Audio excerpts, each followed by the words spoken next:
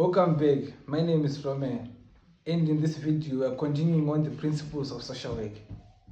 So another principle is principle of self-determination. In this principle we are talking about autonomy to clients in making own informed decisions. As a social worker, you don't have to impose your own beliefs, biases on the client, but you have to lay out available options, the pros and cons to the client so that they make informed decisions. We help the client take control of their life, help them help themselves rather than doing things for them, hence dependence. As a social worker, you have to note that we don't work for the client, but we work with the clients, right? So, and also we have to note that clients don't only enjoy the autonomy of making decisions if they are young, that is below 18 years. And when they are mentally ill or they appear to be danger to themselves. Another principle is principle of non-judgmental attitude. You should, as a social worker, you should remain unbiased, respect diversities, and recognize human dignity. Blame or praise might have an effect on the client, as they would try to hide a part of themselves to avoid being judged, of which that is the part we need to solve as a social worker.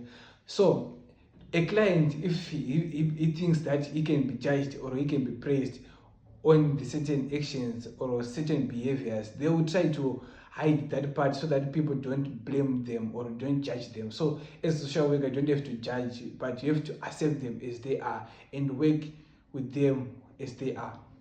Another principle is principle of controlled emotional involvement.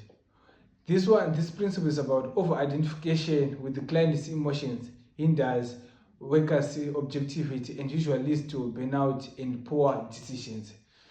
As a social worker, you don't have to be more involved in a client's emotions. You have to empathize, rather than sympathizing.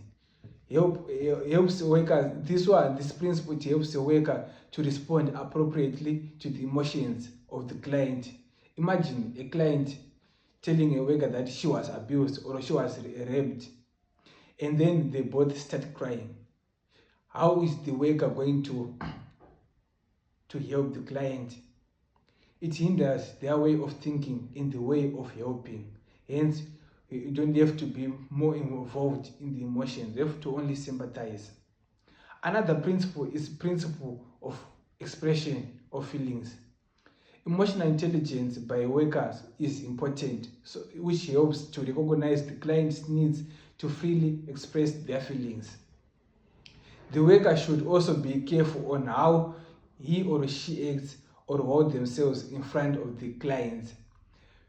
Because every action that you are doing, the client is seeing, and also you have to make sure that the client expresses their own feelings. Because in that way the way when clients are opening up, a social worker, you gain the insights of what's really bothering the client, what really is the problem that needs to be solved. If you find this video interesting, you can check out my other videos, subscribe, like, and watch out for other videos. Thank you.